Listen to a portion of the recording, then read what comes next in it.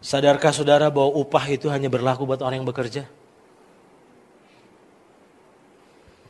Matius 5 ayat 12, bersukacitalah dan bergembira karena upahmu besar di sorga.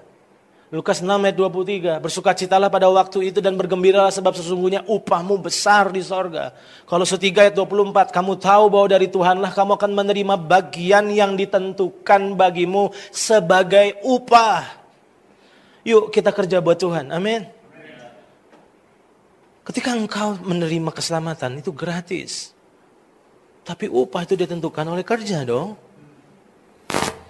Sebagian mungkin sudah pernah baca ini, tapi saya ingin ajak saudara yang belum untuk perhatikan ini. Sangat powerful sekali.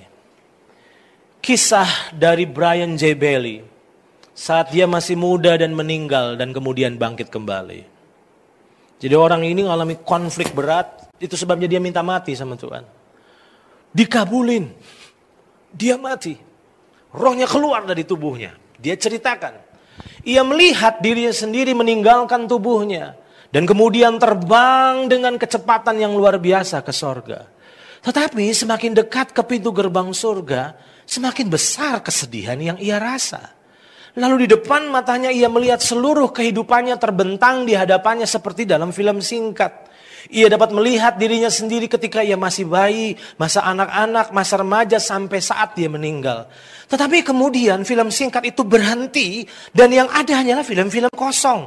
Beberapa saat kemudian barulah dia sadar betapa sedihnya meninggal sebelum waktu yang ditentukan bagi seseorang atau masuk sorga dengan satu perjalanan yang belum terselesaikan. Masih ada begitu banyak hal yang telah Allah rancangkan untuk dilakukan di dalam dan melalui hidupnya. Allah membuatnya menjadi mengerti sejelas-jelasnya bahwa bukan saja penting bagi kita untuk masuk ke sorga, tetapi juga menggenapi misi kehidupan dan tugas kita. Ia juga diberikan sebuah pengertian baru tentang Wahyu 21 ayat 4 yang berbunyi, ia akan menghapus segala air mata di mata mereka. Ia kemudian mengerti bahwa di hadapan tahta penghakiman Kristus, ada banyak orang kudus meratap dengan sedihnya ketika mereka melihat upah kekal yang tidak dapat mereka raih karena mereka telah digantikan oleh orang lain. Saudara masih pikir ikut Yesus dijamin masuk surga? Ya.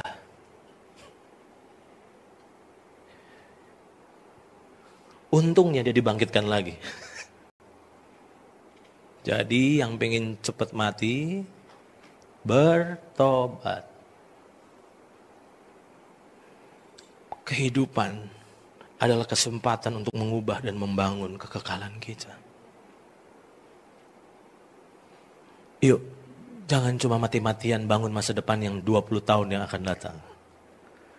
Tapi bangun masa depan yang sesungguhnya dalam kekekalan. Bangun kualitas karakter Kristus. Putuskan. Karena kasih karunia yang memampukan sebetulnya. Karakter bertumbuh atau tidak itu bicara pilihanmu. Keputusan-keputusan yang kita buat. Apakah kita mau mengampuni?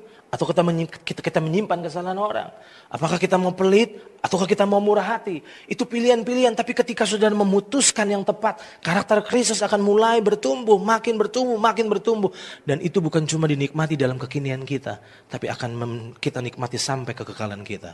Yang kedua, bagaimana caranya bekerja bagi Tuhan membangun kekekalan. Perhatikan jiwa-jiwa. Muridkan mereka. Bawa mereka pada Kristus, bimbing mereka, tuntun mereka, muridkan mereka, terus dituntun dan dibimbing. Karena itu akan menjadi upah yang akan kau nikmati di dalam kekekalan.